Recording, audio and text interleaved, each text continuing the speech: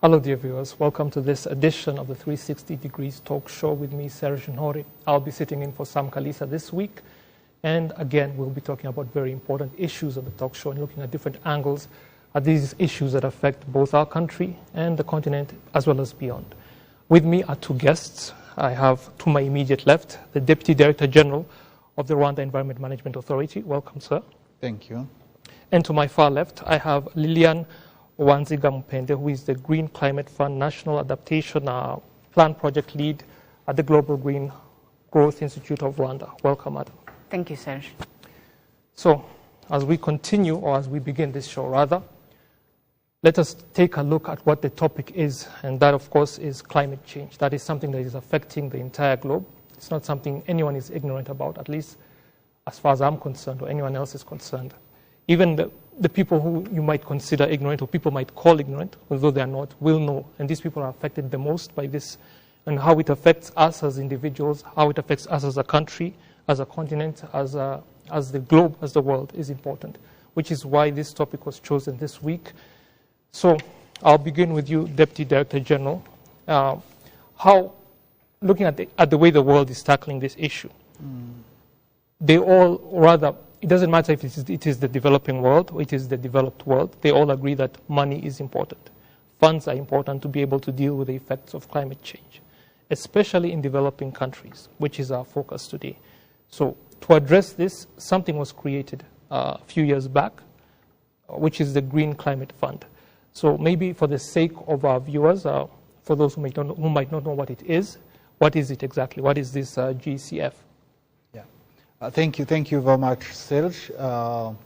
GCF stands for Green Climate Fund. As you portrayed it, climate change is one of the greatest challenge of the world is facing. So since the climate change impacts are transboundary, countries are coming together through the conventions to solve some of the challenges and issues which are transboundary in nature. That's why United Nations Framework Convention on Climate Change was established, and Rwanda adopted it as one of the parties.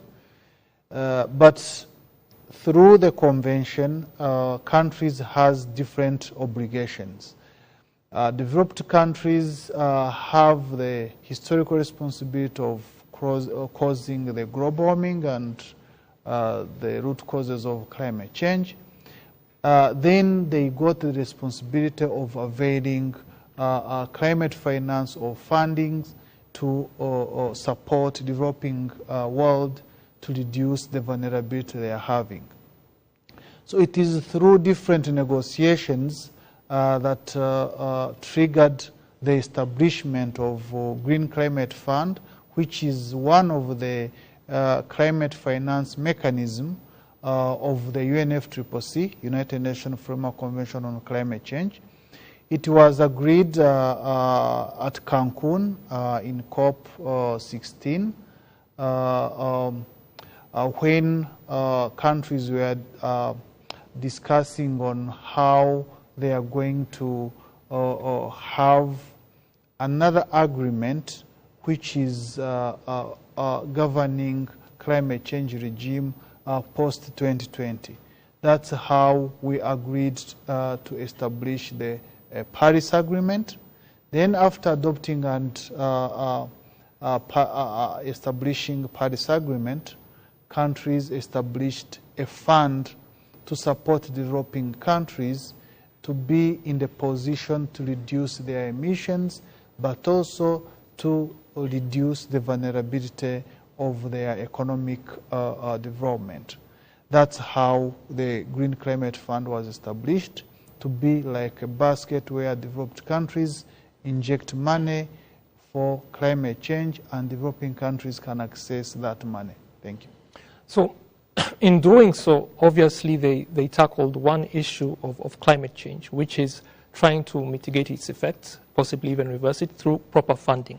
And obviously, as developed nations, they took on that responsibility because they are richer than developing nations. But there's also the question of who actually emits the most emissions globally.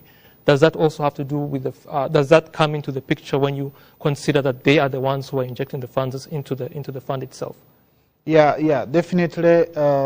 The responsibility and the obligation through the convention depends to the status of the country in terms of emissions and in terms of vulnerability.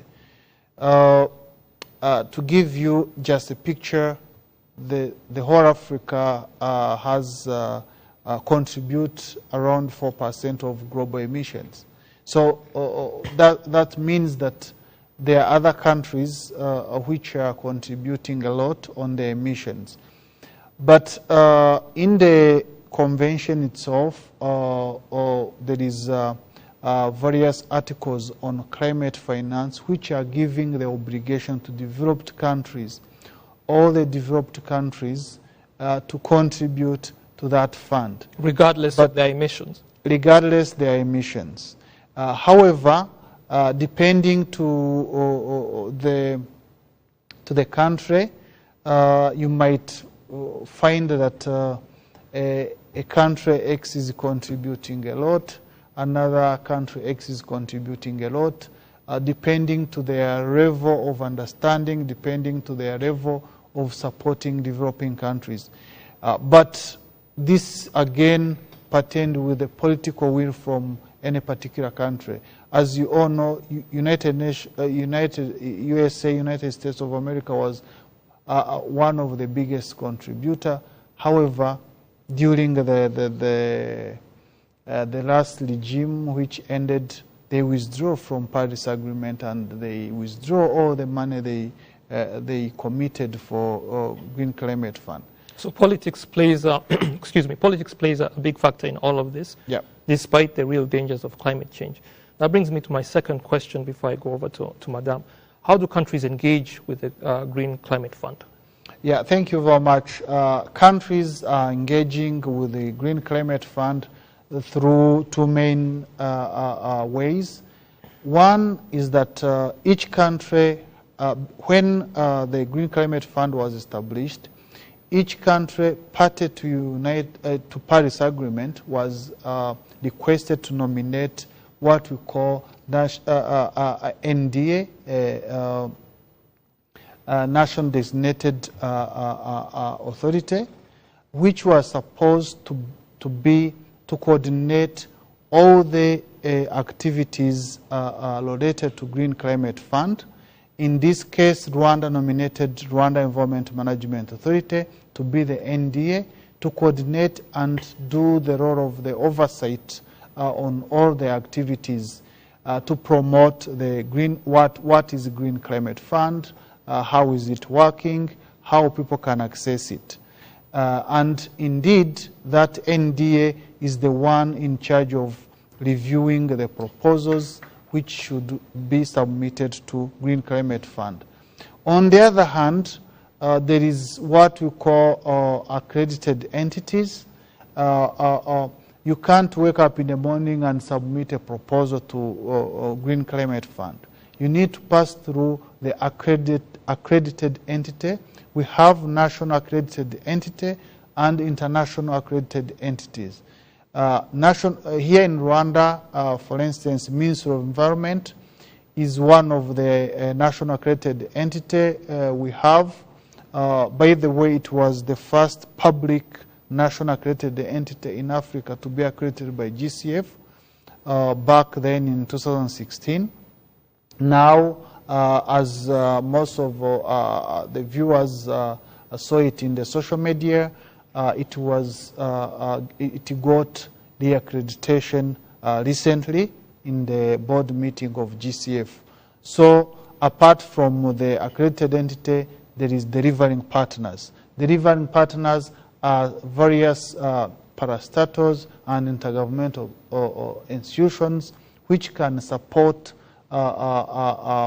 NDA for various countries technically to access money. That brings me over to you, Lillian. How does this institution, quite a long name, Global Green Growth Institute of Rwanda, how does it work with institutions like REMA and others as he just mentioned? How do you work with them to see this through? Okay, thank you very much, Serge, and good evening to our viewers today. The Global Green Growth Institute is established as a treaty-based intergovernmental organization, internationally recognized, and it is established to primarily focus on supporting developing countries and emerging economies to be able to transition to a green growth trajectory, sustainable development that is inclusive and takes into account elements of poverty reduction, as well as environmental protection and the critical elements of social safeguards and improving of livelihoods. We are in several countries. Currently, we have over 40 member states as part of the Global Green Growth Institute. And we have a presence in Rwanda and several other countries, as I mentioned. But the most important and critical way in which we engage with REMA and other government institutions is that we believe in an in-person relationship. We believe in being embedded in the respective government institutions. And through this embedded framework, we are able to then listen to the government and understand what their priorities are. And based on these priorities, we are able to guide and provide technical advisory services, policy advisory, capacity building, all aimed at driving the government towards a green growth trajectory, and most importantly and more recently towards climate resilience. So this is an issue of you supporting the government to achieve its own objectives. Yes, definitely. The priority behind the way we work, or the most important element behind the way we work, is that we do not define what the government's priorities are. We sit with the government to understand what are their priorities, where are they transitioning towards, and most importantly, it's governed by national policies, national strategies, such as the Global Green Growth Strategy, such as the nationally determined contributions that lay out what the government hopes to do over the years in terms of mitigating and adapting the country to climate change and its impacts. The Deputy Director General spoke about delivery partners and what they do. So from your perspective, what should be the responsibilities and roles of such a partner? Thank you. So the responsibilities of a delivery partner are actually predefined by the Green Climate Fund. Similarly with the National Designated Authority, which is REMA in this case. These are defined by the agreements that we sign with the Green Climate Fund. And the role of the delivery partner is to be able to assist the government of Rwanda through the National Designated Authority to tap into what we call readiness and support preparatory funds.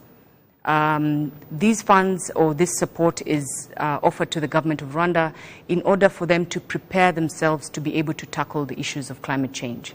And when we say prepare the government, this touches upon very many different areas of intervention. The first would be, how do we help them set the right policies to be able to transition to a climate resilient economy? How do we help to do institutional and capacity development? We are looking at the institutional setup, but we're also looking at the skill set of the people within these institutions.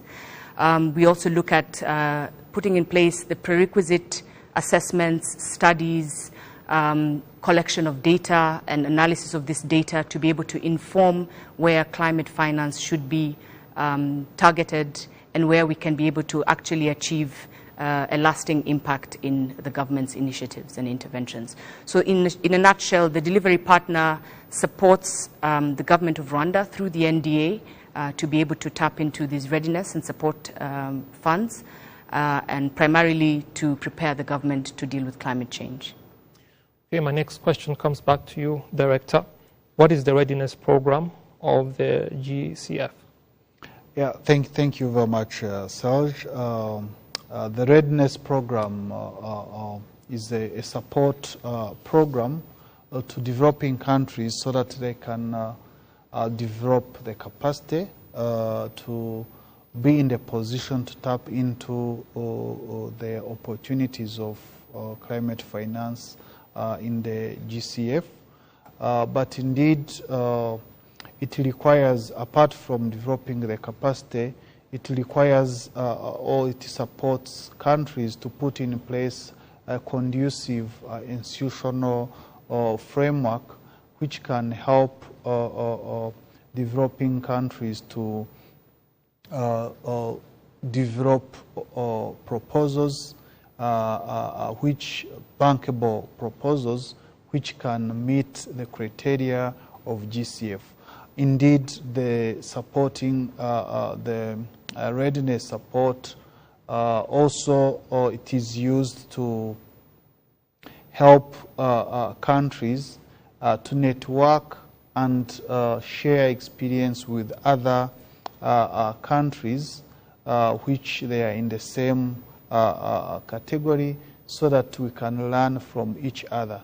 So basically, readiness was created for that purpose of building capacity, so that countries can make sure that if money is there, they can meet the criteria and access the money.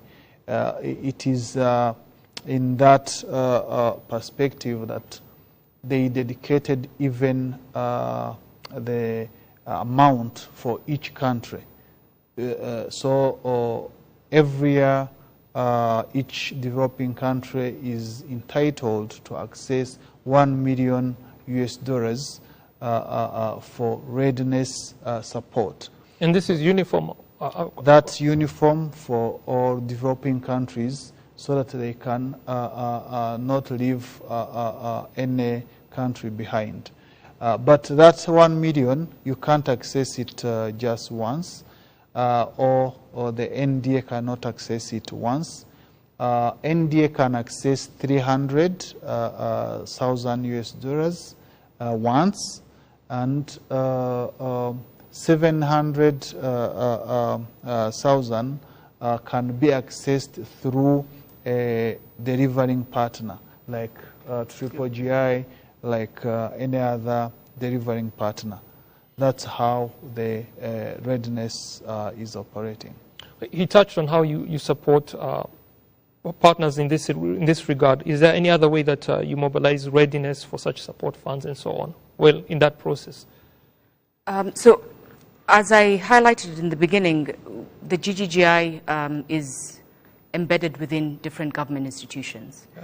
And what we do, for example, at this point, we are embedded within the Ministry of Infrastructure, within the Ministry of Environment, Rwanda Environment Management Authority, the Rwanda Housing Authority, and the secondary cities.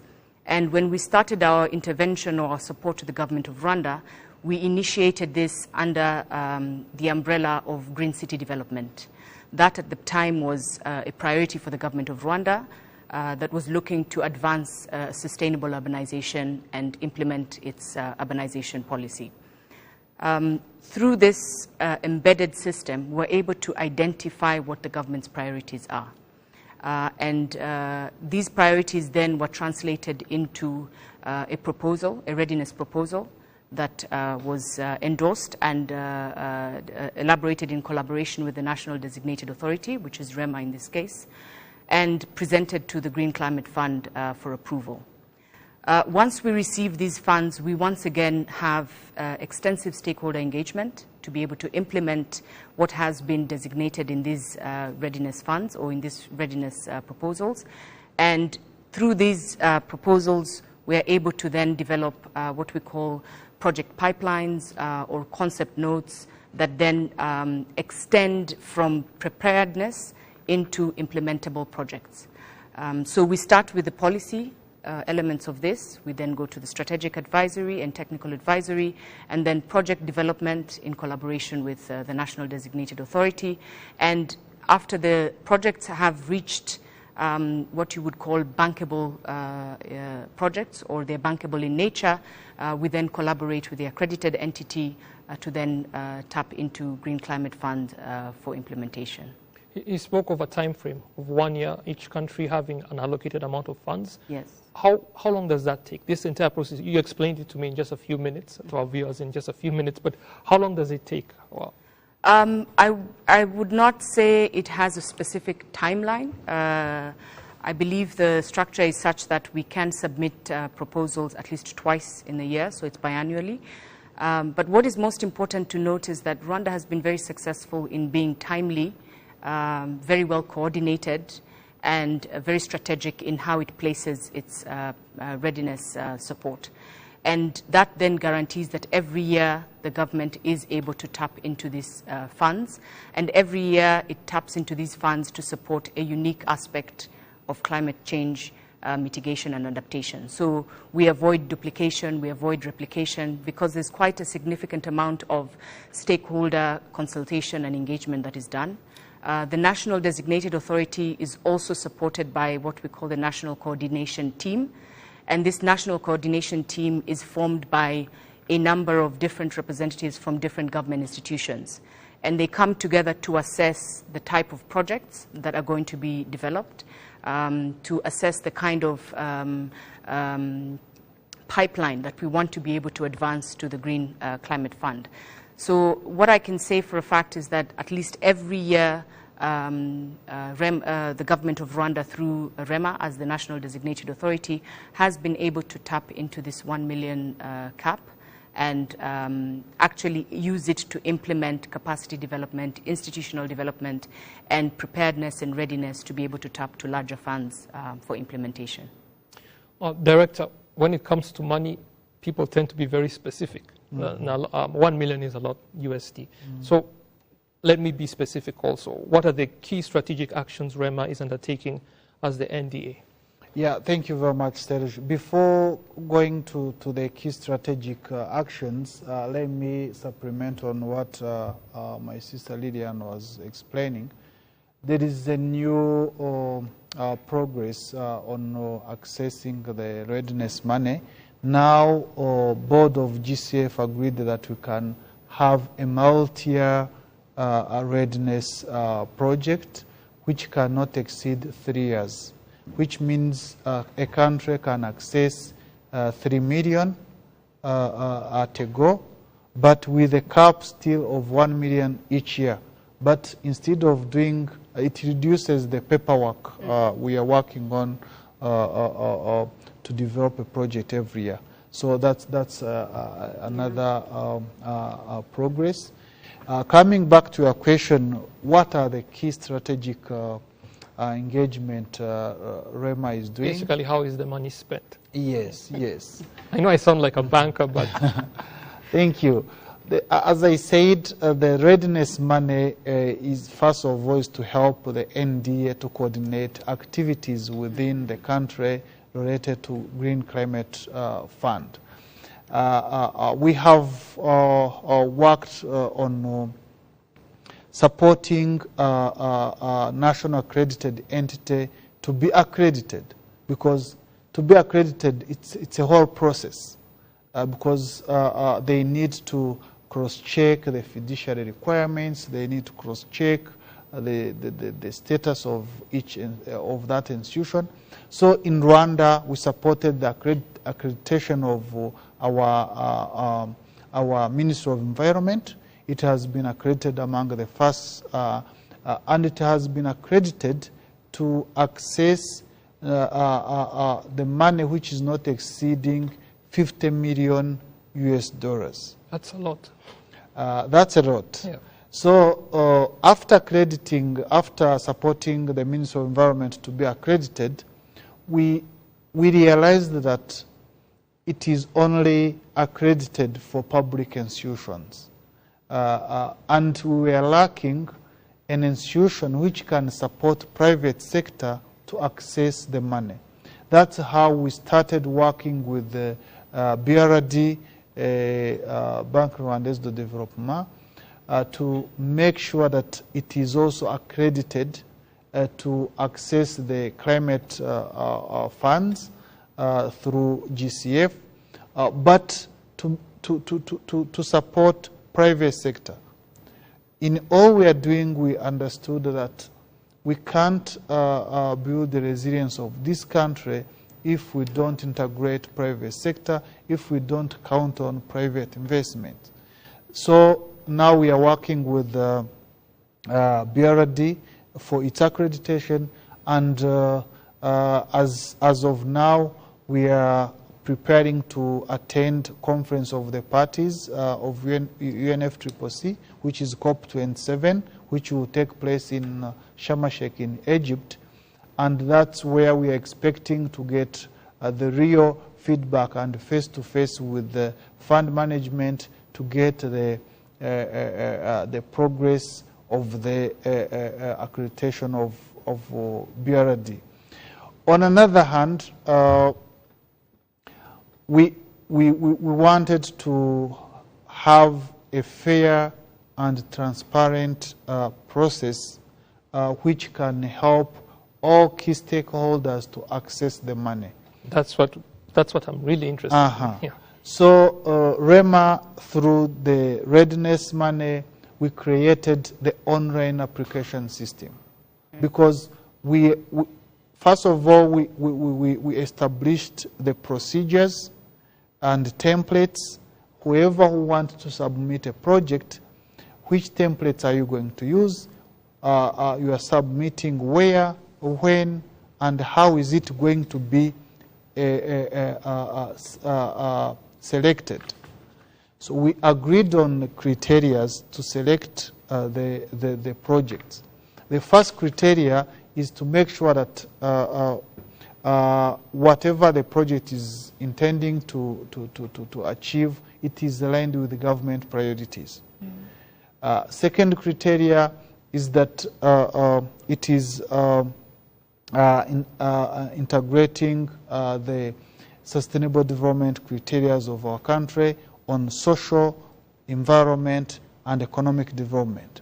When it comes for economic development, you need to prove how the project will contribute to the economic development of the country.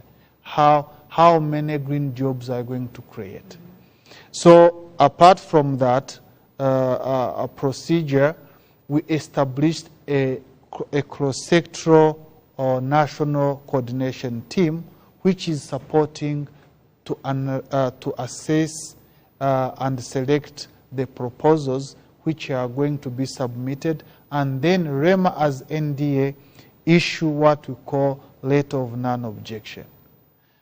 So those are the main strategic activities, but to show to our followers how much this readiness have contributed, through our national accredited entity, we got various projects, but the bigger one is a project known as Green Gichumbi, which is $32 million US, a grant of $32 million US.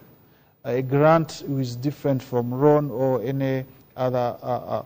So it's a money which you use and you will not reimburse that money. Through other international accredited entity like IUCN, which is present here in Rwanda, we accessed the new project which is called TREPA, which is again around $34 million US, including additional co-financing the country is injecting in that project. So those are the strategic engagement we are doing to support various partners and stakeholders, private sector, NGOs, public institutions to access money to build the resilience of this country. He touched on the main outcomes of that sort of initiative. Do you have any other you might want to add on? It doesn't necessarily have to be very big, though that is impressive, yes, but are there others that you can touch on, maybe in the numerarity, the number, and so on? Yes, I will focus on the benefits of the readiness and preparatory support. We have been as Global Green Growth Institute, we have been in Rwanda since 2012. And in 2017, as a trusted advisor to governments across the globe, we signed an agreement with the Green Climate Fund. And our role as the delivery partner was to come and make an assessment of the capabilities that the government has to be able to tap into climate finance across the world. Since then, we have been able to work very hand in hand, as I said, in great collaboration with the government of Rwanda, and most especially with the National Designated Authority, to be able to plug in the gaps in the capacities that are evident in our different government institutions. And what has been achieved over the years has actually been benchmarked by other countries and been referenced by GCF as one of the successes of the readiness and preparatory support that is offered. I'll start with elements of technical advisory and capacity building. As the Deputy Director General highlighted just a short while ago, one of the first successes was the establishment of the National Committee, National Coordination Team. This National Coordination Team was given the required capacity and training to be able to assess project pipelines, to be able to actually say and determine that the Gicumbi project is valid for financing and therefore can be presented to Green Climate Fund. Likewise with all other investments and initiatives that have been tabled to the Green Climate Fund. In addition to that, we've also supported aspects that are linked to data collection, data assessment, which are very critical to building a climate rationale. Climate rationale is at the very center of any access to climate finance. If I can give one example, more recently with the Meteo Rwanda organization or institution, we were able to do a very extensive capacity building and upgrading of their automated system that helps us to be able to assess weather and climate and be able to plan ahead to anticipate the impacts of flooding and impacts of landslides that come from extensive and heavy rainfall. This might be taken as a small intervention, but it contributes significantly to preparedness. It contributes significantly to being able to say we anticipate that the rainfall over the years will increase in intensity and in volume, and therefore we must plan accordingly. How can we plan accordingly? What kind of infrastructure can we develop that is climate resilient? Hand in hand with that, we have also supported the green city planning, as I said. This is one of our entry points as the Global Green Growth Institute. And part of this support went into elaborating the 6 secondary city master plans.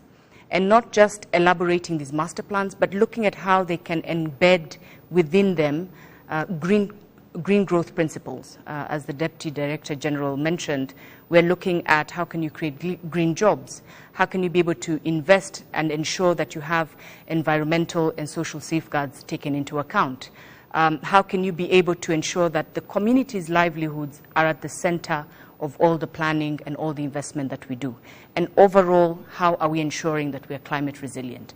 So all these different areas of intervention, whether it's technical assistance, whether it's institutional development so that an organization is capable of tapping into these funds, whether it's skill sets to be able to have technical people that can deliver the kind of studies, the kind of assessments that are required. But over and above that, all this then ties into how ready are we to be able then to tap into 32 million of grant funding and over. How are we able to then prepare the private sector to be able to, in future, tap into the funds that BRD will be able to open access to? So I think most critical for me would be to see that we've created a framework, an environment that allows for the country to continue to tap into climate finance. Our discussions are mainly focusing on the quality of the work being done, but maybe let me look at the quantity. How many projects have helped or have benefited in this way? When you spoke of a couple of them, big ones, yes, but in a broader sense, how many projects in general have benefited in this way? I wouldn't go as much as saying how many projects. I would look more at the institutions that have benefited and have gained from this engagement. Yeah. I gave one example of the Rwanda Meteo Agency, which has been one of the beneficiaries of the National Adaptation Plan Readiness and Preparatory Support, which is focusing on how we can be able to build resilience to floods and landslides. We've enhanced their capacity to be able to report timely and quality and reliable information in regards to the volumes and speeds and volumes and intensity of rainfall. Looking at the secondary cities that we recently supported, out of the master plans that have been developed and put down as tangible policy documents that will guide the green urbanization of these secondary cities, it is not just a benefit to the secondary cities alone. It's a guidance to private sector on how they can invest and how they can develop. It is a guidance to RDB when they're looking for investors to come into the country to be able to invest. It is a benefit to local government, which oversees how our cities are urbanizing. It is also a benefit to our rural areas that can be able to benefit from the strength of our green cities and, most importantly, our secondary cities. If I look at one of the other organizations that we recently supported, CPCIC, Cleaner Production and Climate Innovation Center, we supported them in a way that they're able to enhance their level of awareness, their level of outreach to industries in order to be able to improve efficiency, environmental approaches in how we do our industrial processes and improve in our industrial processes. This is something that will impact SMEs, will impact large industries, and has also impacted the private sector as a whole. So we don't always look at projects in their individual nature and their individual impact. We look much more broadly at the impact that it has on different stakeholders. And most importantly, at the end of it all, the impact it has on the more vulnerable people of the society, the communities, and how it enhances livelihoods of the community at large. The people most affected by climate change. Most affected by, yes. Yeah. Director, maybe you can elaborate on what you just said.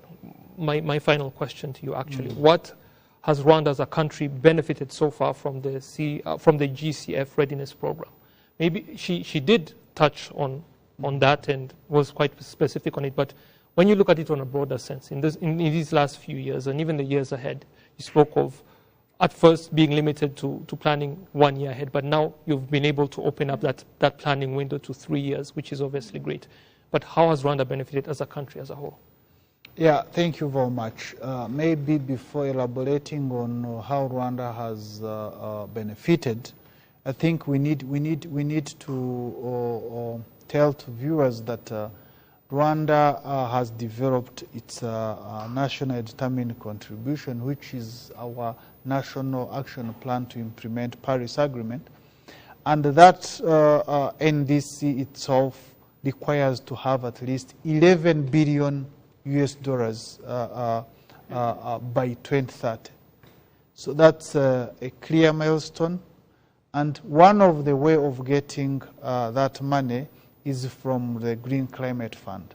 So what have been achieved so far, as I highlighted, it's first we developed the capacity of various institutions which are responding to our economic development of this country, including the sector of energy, agriculture, industry, and others. We developed their capacity so that at least they can know which projects which can be eligible, what are the criteria, and how can they develop bankable proposals. That's one.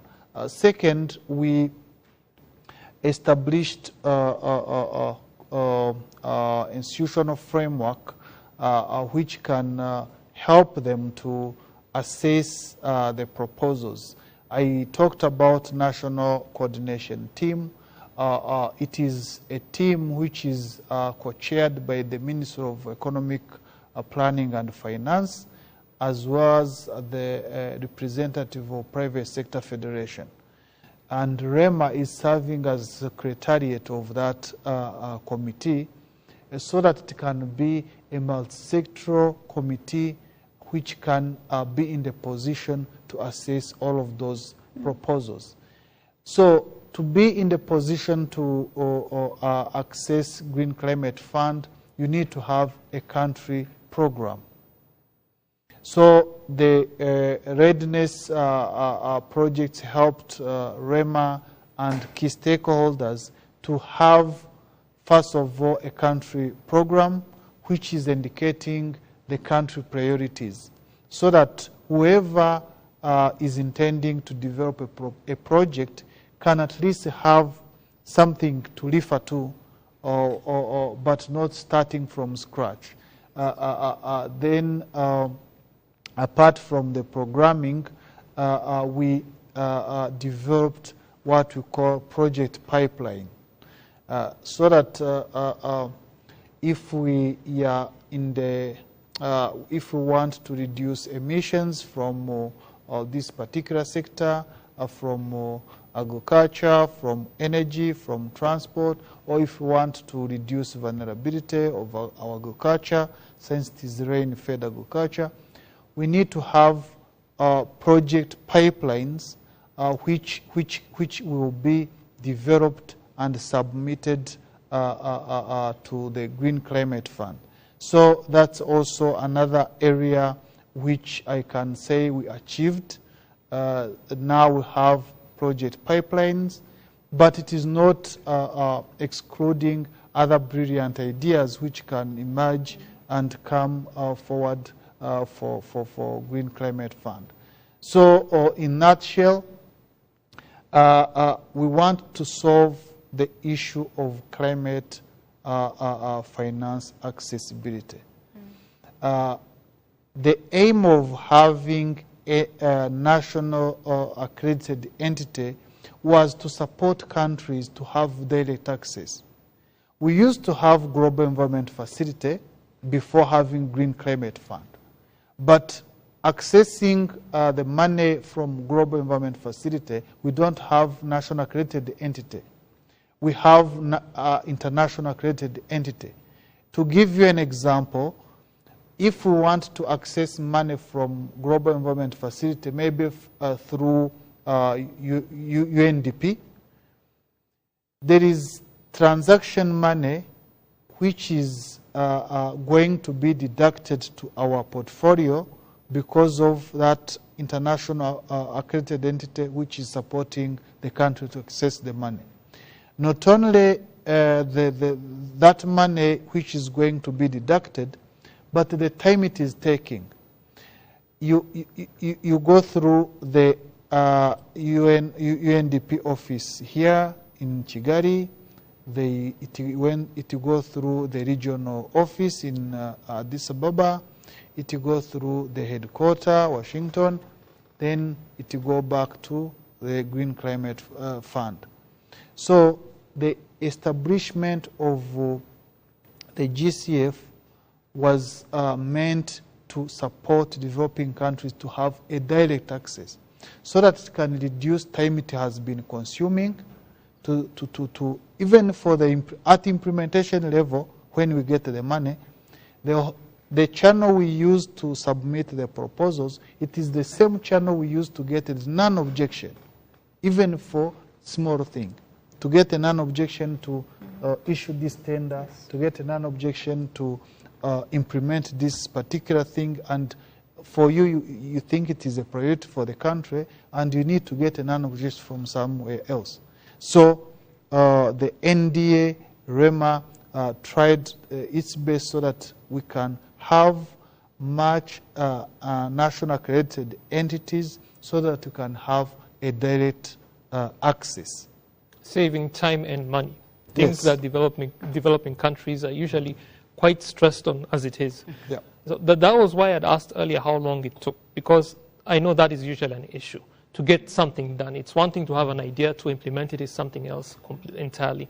Now, Lillian, as we come to the end of the program, as we conclude, what message would you give to other relevant partners in terms of supporting the country to mobilize resources when you take into account what you just said about what used to happen before? Yes. I think, first of all, the most important thing or the most important message I would share is the government of Rwanda has already established its priorities. It's clear on its needs. As the Deputy Director General highlighted, we have the national determined contributions, which define quite clearly where we need to act in terms of mitigation, where we need to act in terms of adaptation. The institutional framework, the legal framework, all of this has been established. Therefore, my first message would be anybody looking to support the government of Rwanda or to intervene should base their interventions on the priorities of the government of Rwanda. And this is one of the things that we as the Global Green Growth Institute always emphasize, and which is the basis of our collaboration with the government of Rwanda, and specifically with REMA. By being embedded, we are able to support directly, responding to the direct needs. And that is the same thing that I would say to other partners that would like to support the government of Rwanda. I think the next thing would be to say that green growth and climate resilience should not be looked at as an isolated intervention. I believe it should cut across all sectors. We already have policies that clearly indicate that green growth and climate resilience can be implemented and should be implemented across all sectors. Therefore, my key urging to all government institutions, all government partners, is that we make sure that we actually ensure that this cuts across all sectors. And in cutting across sectors, this means that we do not look at it as a problem that needs to be driven by the National Designated Authority or the accredited entity, but as a priority for us as all individual organizations. We are all working together to achieve low carbon emission and climate resilient development, and it cannot be done by one institution or one entity. I think the next thing that I would like, first of all, to highlight, but also commend the government of Rwanda, and specifically in this case the National Designated Authority. Coordination has significantly improved, and as a result, as the Deputy Director General highlighted, you find that the ability to submit and get feedback has improved. We are much faster than we were in the past. Of course, naturally, we desire to be faster. We desire to be much more efficient, much more tactical and strategic, but there has been significant improvements in our coordination. But along with that coordination needs to come an element of synergy, an element of transparency. If we are intervening as the GGI, we should not hesitate to partner with other stakeholders. We should not feel like we cannot work in collaboration with other delivery partners. We are here to deliver on the mandate of the government of Rwanda. Therefore, synergy, transparency is critical as part of the coordination framework. And I think the last thing I would point out would be the fact that all our interventions should be gender responsive and socially inclusive. You highlighted it at the beginning of the session that we have vulnerable communities, and they're the ones that are most impacted. Worst case scenario, women and youth and children are even more impacted than other members of the society. The elderly, vulnerable people like the people living with disabilities, they're much more vulnerable to the impacts of climate change. So when we do look at interventions, I think it is critical, most critical, that we ensure that we are responding to the community's challenges and that we're looking to deliver a sustainable impact for the communities, and that it is always gender responsive and socially inclusive. We must look at the poor people, the vulnerable people, and the impacts that it has on women as well. So basically, teamwork that is focused on the people who need the help the most. Yes. Director, before we go, anything else you'd like to add for our viewers? Yeah, thank you very much. My message, my final message is to tell our viewers that it is possible to get money from Green Climate Fund, but there is no free money. You need to work. You need to develop a proposal. Please don't get discouraged that you get the comments. You need to address them. But if this particular institution made it, you can also do it. That's the clear message I want to give them. The second message is that we are now preparing for COP27, and it is the opportunity for various stakeholders and key partners to come and engage with the various fund providers, to come and engage and network with various investors who are wishing to invest in invest in Rwanda or in any other green investment. So get ready for Sharm el-Sheikh, and our doors in REMA are open to support anyone who has a brilliant idea to take it to a bankable proposal. Thank you. Very encouraging message indeed. Faustin Munyazikwie, pardon me if we didn't say that properly, Deputy Director General of the Rwanda Environment Management Authority, and Lilian Mupende, the Green Climate Fund National Adaptation Plan Project Lead at the Global Green Growth Institute of Rwanda. Thank you for taking the time to speak to us here on Rwanda Television, and of course to speak to our viewers on this very important issue. And dear viewers, we have come to the end of this edition of 360 Degrees. Next week, Sam will be back with you again. I hope you enjoyed this. This edition. Next is the news. Stay with us on Rwanda Television and have a good evening.